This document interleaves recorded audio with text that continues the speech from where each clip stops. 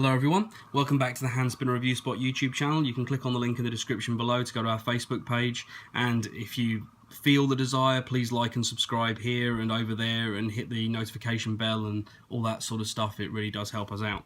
So today we're going to look at for me, one of the most important and rare, certainly a very rare piece in my collection.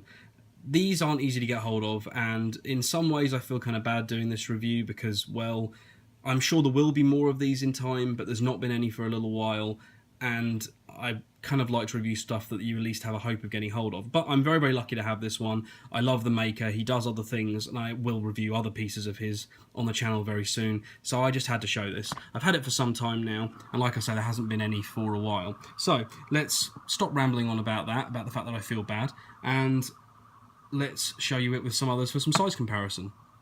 There we go with the Trillium. There it is with the Common Garden Stubby, with a mini compass and a Tri Stubby as well. That'll probably do.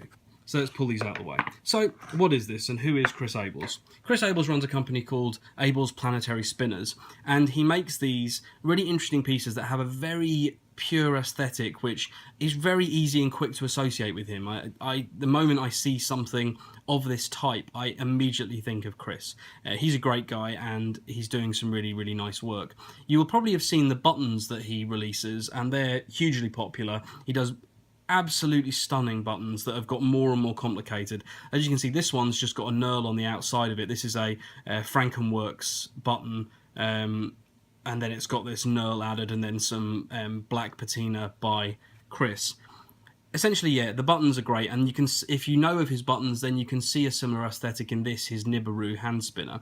He's known very much for making what he calls, say, the planetary spinners. They've got a large diameter ball bearing in the middle of them, and then this beautiful work on the outside, and they're kind of coin spinners, but they look fantastic, and all the spiral knurling and everything he does just looks amazing. And when he first started producing these guys, that's exactly, I think, what we all wanted to see. Now, he's only sold a handful of these via drops. He's had a move to deal with and various other things, so he's getting himself back on track, and I'm sure we'll start seeing these. Now, this one's a copper version. I don't know if there were, I think there were 1 or 2 copper versions like this with the brass buttons on it, and I absolutely love this thing, not only because it's rare and it's, you know, a nice piece in the collection, but more than anything else, I love the fact that, I mean, I hope that the video will show it, but this thing is hypnotic to the extreme. Everything that Chris does tends to have this really interesting, like I say, hypnotic, relaxing kind of vibe. When you spin this, the spiral just seems to disappear, and regardless of which way you do it, it looks beautiful in different ways. What he did on this one is he did a straightforward spiral on one side, and he did a dual spiral on the other, which is in a finer. And I don't know whether you'll be able to see that very well on the video, but in person that looks great. And this is obviously patinaed around the outside edges because I've used this a lot, but these are all handmade on a manual lathe. There's no CNC involved here, and I think the balance that he managed to achieve with that in mind is just fantastic. The moment I got this, I was so pleased with it. It's just beautiful, and I had to show it off just as a curiosity piece as much as anything else.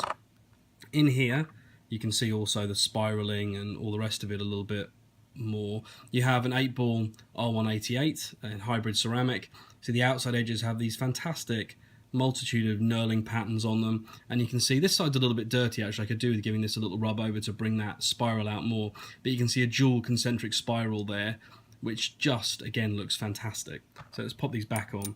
In terms of performance, for what it's worth, I mean, I think a spinner like this is more to spin slowly and enjoy the effects that it offers, but it performs very well. I've had well over 5 minutes out of this, and what's really interesting is, I mean, this is a coin spinner. We don't see many coin spinners, and there are reasons for that. I mean, a reverse flick on a coin spinner, even with this knurled pattern, isn't the most comfortable thing in the world, but it's not uncomfortable.